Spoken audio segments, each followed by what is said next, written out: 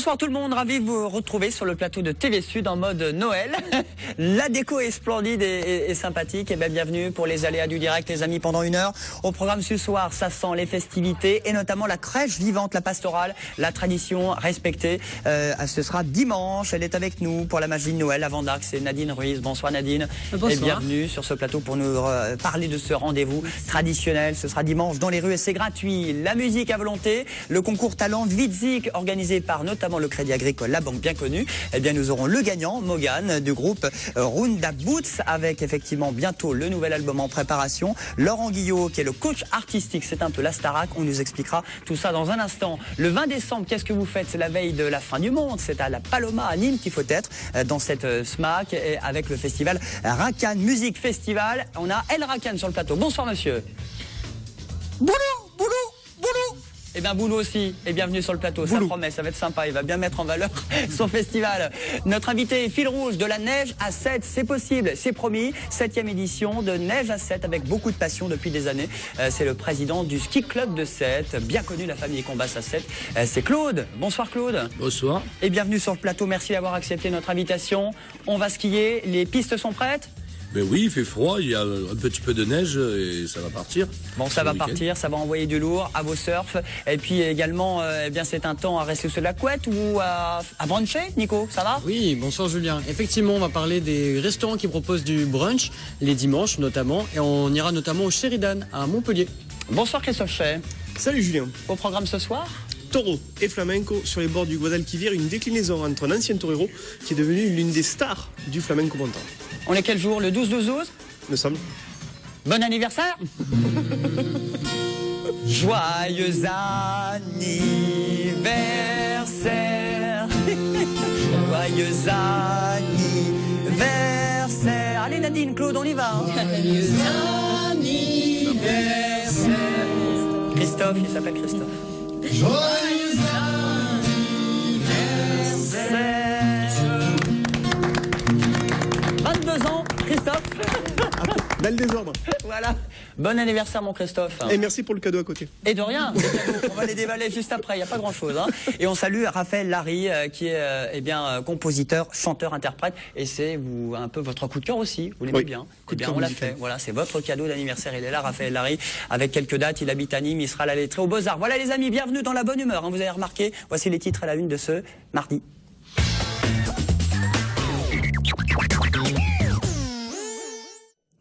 On n'est pas mardi, c'est mercredi. Bonsoir Marlène. Bonsoir Julien. À la une de l'actu, beaucoup de monde au procès au tribunal correctionnel de Montpellier aujourd'hui. Oui, un procès où 41 personnes issues de la communauté Rome sont accusées de vol et de recel de métaux. C'est ce matin au tribunal correctionnel de Montpellier. Un trafic de cuivre démantelé il y a un peu plus d'1 an. En tout, ce serait 400 tonnes de cuivre qui ont été dérobées à la SNCF, France Télécom, EDF ou encore à des casses auto sur plus d'une 30aine de sites dans le Grand Sud, soit un préjudice estimé à plus de 2 millions d'euros. Et puis Nîmes, récompensée pour ses efforts en matière de développement durable. La ville s'est vue décerner hier au Conseil constitutionnel la Marianne d'or pour le projet d'écoquartier Cernam-Hoche, le prix d'excellence remis à Paris qui distingue les collectivités locales pour leur initiative innovante et leur implication, notamment dans la préservation de l'environnement. Puis un mot de sport et les rugbymen montpelliérains qui se préparent à recevoir les Cardiff Blues ce week-end au stade Yves du Manoir. Le MHR qui a réalisé un petit exploit la semaine dernière en l'emportant face aux Gallois dans leur antre du Millennium Stadium, 35-24. C'était la première victoire de Montpellier à l'extérieur en Coupe d'Europe. Reste à faire au moins aussi bien samedi soir à Montpellier. La météo, ça caille, ça pique, ça meule? Oh, et ça se dégrade nettement. Il fait moins froid. En revanche, il pleut sur tout le Grand Sud-Est. Les températures remontent très sensiblement. Le matin, il fera entre 7 et 9 degrés sur l'Hérault et le Gard. Et l'après-midi, on attend 9 degrés à Nîmes, 11 à Montpellier et 12 à Béziers. Combien il a fait, Claude, à 7 ce matin? -1. -1. C'est rare quand les températures sont négatives à 7. Ben oui, puisqu'il y a l'attirance de l'étang et de la mer qui fait qu'en fin de compte, il y a un climat plutôt propice à des bonnes températures, habituellement. Bon, bah, c'est de bonne augure pour la suite, et notamment parce qu'il y a un bel événement, ce sera Neige à 7, samedi, dimanche, 7e édition. Alors, une rue en pente tant qu'à faire, c'est mieux. La rue Paul Valéry, c'est ça? Oui, mais à 7, beaucoup de rues sont en pente. Comme à San Francisco ou à Rhodes, en fin de compte. Si vous mettez de la neige sur une rue, obligatoirement, ça fait une piste de ski, puisque les rues sont presque toutes en pente. Je vais poser une question conne. Désolé. Bon, c'est cette rue, il y a une seule rue qui sera spécialement enneigée. Oui, c'est la rue Paul Valéry, parce que c'est une rue d'abord dans le centre-ville, qui descend du collège, donc assez connu. Dans le centre, elle est aussi entourée de maisons, elle ne fait que 4 mètres de large, ce qui permet de conserver la neige, puisque en fin de compte, elle est à l'ombre, elle reste à l'ombre une bonne partie de la journée, et elle descend jusqu'à la mairie, donc dans le centre-ville. Nico, tu connais Oui, je connais justement, c'est une opération qui est renouvelée tous les ans. Oui, là, on n'avait pas renouvelé l'opération l'an dernier, puisqu'on avait beaucoup de choses à s'occuper dans notre club. On a décidé de le faire que tous les 2 ans, parce que ça demande quand même un partenariat assez compliqué et beaucoup de bénévoles. Très bien, il y a beaucoup de monde qui vient chaque année, il me semble aussi. Il y aurait un beau record à battre. Voilà. C'est-à-dire qu'il y a 2 ans, on peut dire qu'on a vendu 1000 forfaits dans le week-end. Oui. Si on ajoute les gens qui participent aux descentes au flambeau, plus les 80 bénévoles, on pourrait considérer qu'on est presque à 1200 skieurs sur un week-end, ce qui laisse espérer vraiment une énorme participation populaire. Je crois qu'il y a des animations aussi autour de la descente. Vous proposez des petites choses. Oui, parce qu'il faudrait que ça s'appelle 7 sports d'hiver et peut-être pas que ski à 7. Effectivement, il y a aussi un carré neige qui est aménagé pour les enfants, c'est-à-dire un endroit où on fait descendre de la neige et qui est sécurisé, où on construit un igloo, on installe des sapins. C'est un lieu ludique. Et puis des manèges autour, puisque si les enfants... Parce que c'est très fatigant de skier à 7, il n'y a pas de remontée mécanique. Voilà, donc on remonte avec son surf ou avec sa planche de ski. Voilà, le but c'est de descendre les 150 mètres de piste pendant 2 heures, 2 heures et demie, un forfait considéré pour 2 heures en fin de compte, 2 heures et demi-heure le temps, pour qu'il y ait un maximum de personnes qui puissent skier sans mettre plus de 120 personnes sur la piste à la fois, pour que quand même les gens. Mais il faut remonter, redescendre, et c'est le suite pour pas être trop encombré en fin de compte. Nadine, vous skiez? Oui, un petit peu, mais... Neige à 7, vous connaissiez? Je sais qu'il y a un neige à 7, mais je n'y suis jamais allé. Bon, ce sera peut-être l'occasion ce week-end. Pourquoi pas. C'est quelle couleur la piste, justement? C'est du rouge, une piste rouge? Parce que c'est très pentu aussi à 7. Et non, parce que quand même, il faut que ça reste une piste verte pour que, justement, qu'il y ait plein de gens qui s'initient et qui abordent le ski par cette façon-là, puisque ça a été reconnu il y a 2 ans par le président de la Fédé comme une aventure pédagogique pour apprendre à skier. Alors, c'est de la neige qui vient de Font-Romeu, c'est ça, de la station des PO? Parce qu'elle n'est pas créée à 7.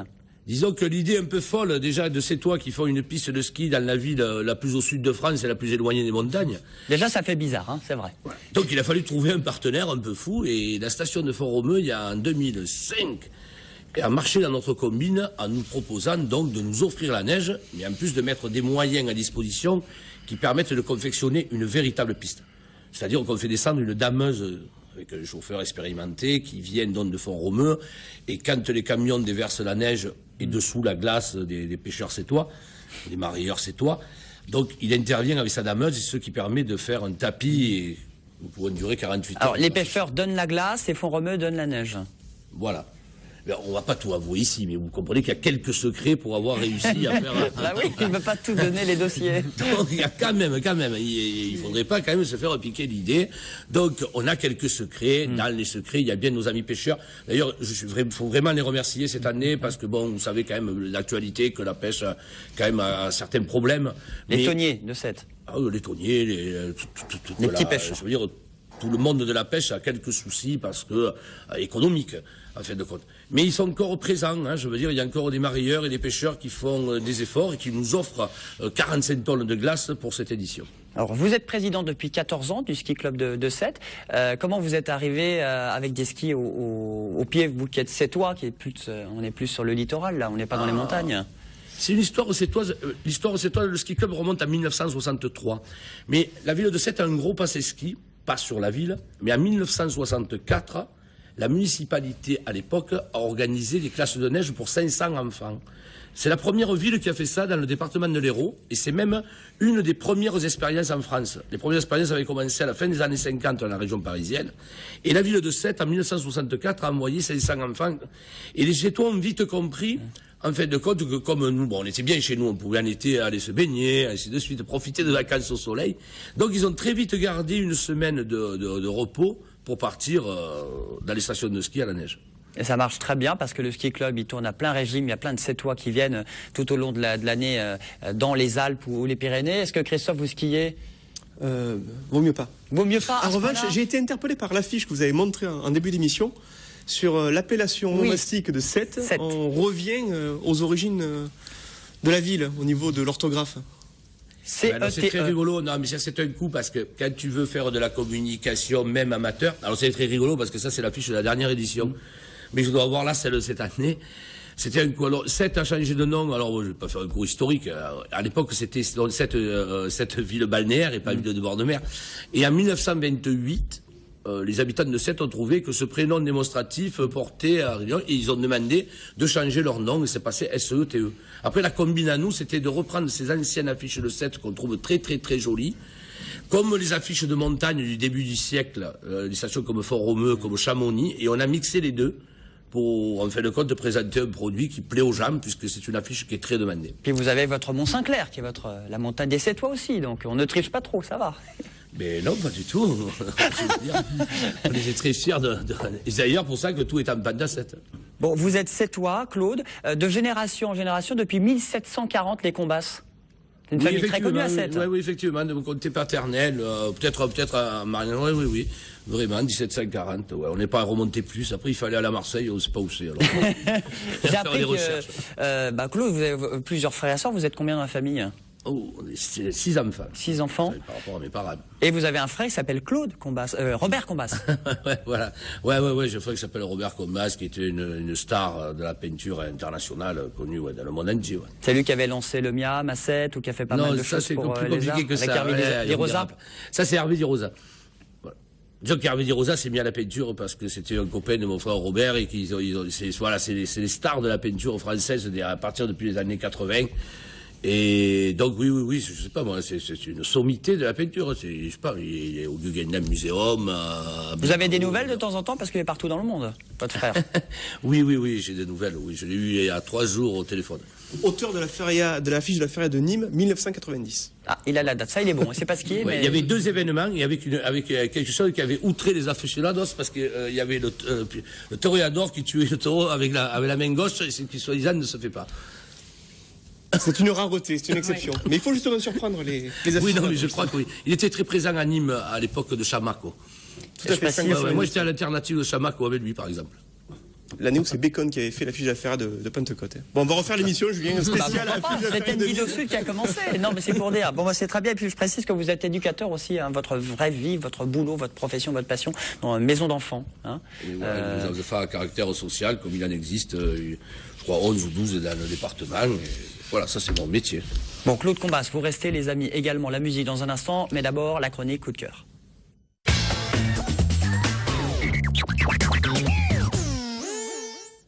Claude, est-ce que vous aimez bruncher?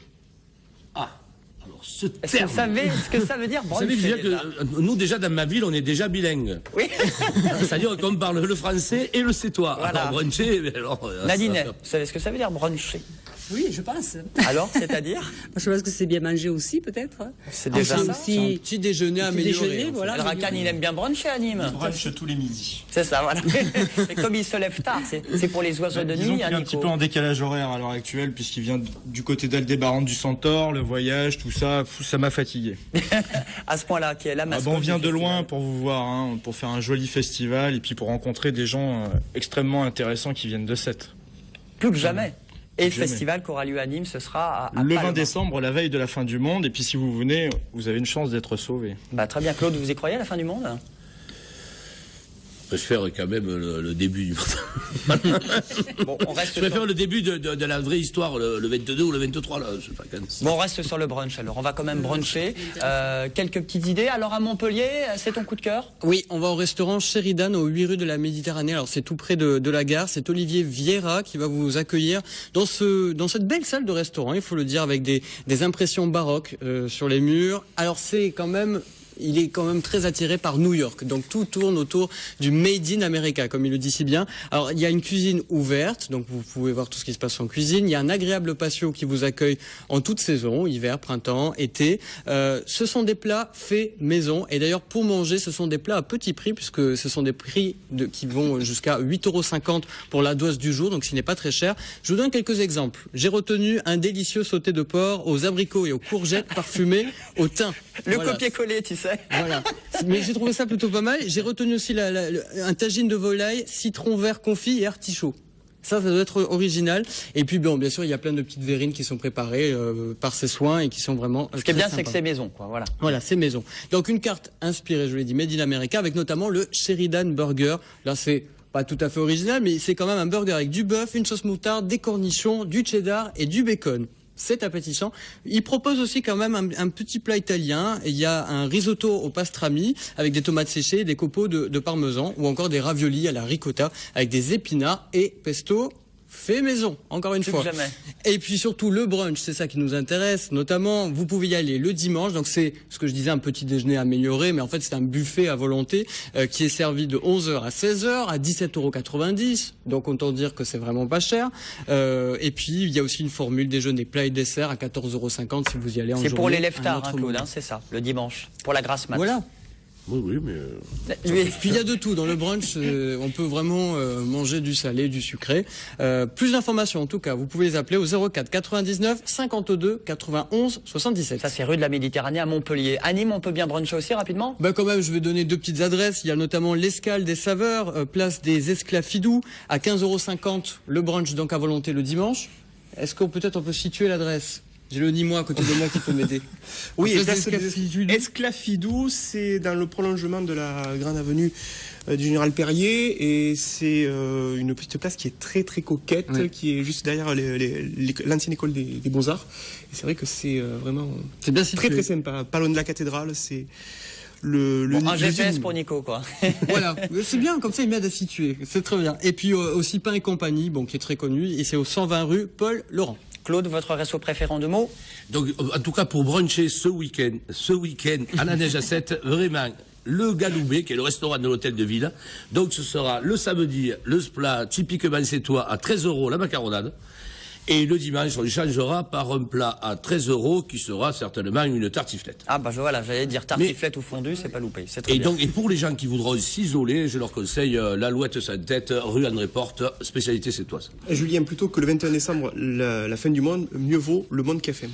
Ah, c'est pas mal ça. Pas mal. C'est son anniversaire, il a pris un an de plus.